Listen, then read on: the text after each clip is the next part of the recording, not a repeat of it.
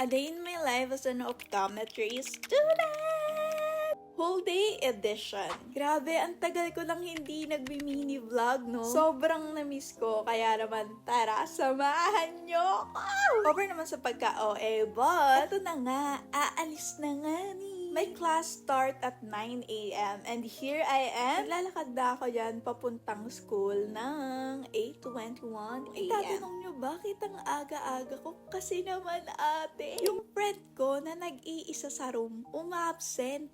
Hindi ko kabisado yung mga buildings, rooms na yan ate. Hindi naman sa nahihiya akong mag-vlog sa school. Meron kasing mga tao na ayaw nilang nakahagip sila ng camera. And you know, no to freedom wall po. Huwag niyo po sana ako freedom wall ha. Kasi magka-cry ako. Daming emotions dito sa voice over na to, no? Anyway, kasama ko pala si Rain. Pupunta kami ng Tiger Beach. Alam niyo, finally, nagkaroon din siya ng vacant rin ako. And reality check, isang subject lang ang nagpa-face-to-face. And the rest ng mga subjects is online. And guess what?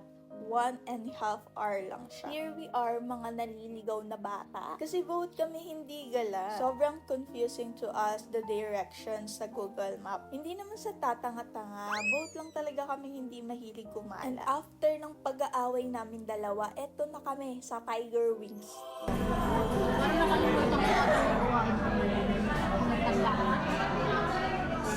Lagi siyang nagre-reklamo. Parang lahat na lang nire-reklamo. Sino? Ikaw siguro. Hindi ko alam. Ha? Sige, hindi ka test. Magsalita ka.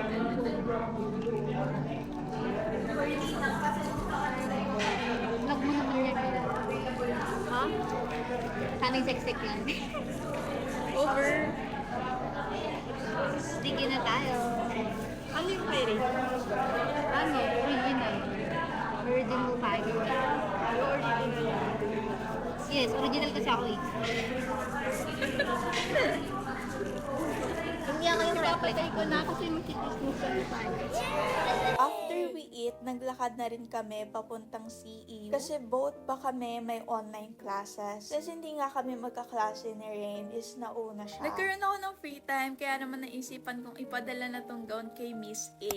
Sobrang tagal na netong gown sa akin. Parang magwa 1 year na, grabe. Kaya sobrang nahihiya talaga ako kay Miss A. Lalo na may mga alikabok pa siya. At hindi niya pa napaparentahan tong gown na to dahil nga nasa akin. Kaya thank you talaga Miss Ace. Sobrang bait talaga ni Miss Ace and super gaganda ng mga creations ng mga gowns niya. Bali, ito yung shop ni Miss Ace. Ganyan. Sobrang ganda. Ito nga pala yung ginamit ko na gown ng photoshoot ng Miss CEIS. CEIS means Central Escolar Integrated School. CEU, Senior High School. Yes, sa CEU rin po ako nag-senior high kaya sobrang tagal ko na sa CEU. Over naman sa tagal ate. Kala mo naman 100 years. Pero yun nga, yun yung nakakahiya kasi ang tagal ko na sa CEU pero hindi ko pa rin kabisado yung mga buildings. If you want to rent this gun, pa-flash ko na lang dito kung saan nyo ma-reach out si Miss Ace. After ko mapadala, back to reality, online class, 1:40 p.m. Grabe, ito yung time na antok ako at pinipigilan ko talagang makatulog ako. Lalo na, physics love ang subject. And this is 3 hours, guys. Early dismissal kasi may pupuntahan daw si Miss. So, akyat muna tayo. Maakyat ako dito sa rooftop sa dorm para magpa-araw. Yun lang yun talaga kasi iba talaga yung feeling ng naaarawan ka. At this time, masakit yung araw. Pero kasi kapag galing ka sa aircon, sa malamig na area, goods lang. 2:30, another online class. This time,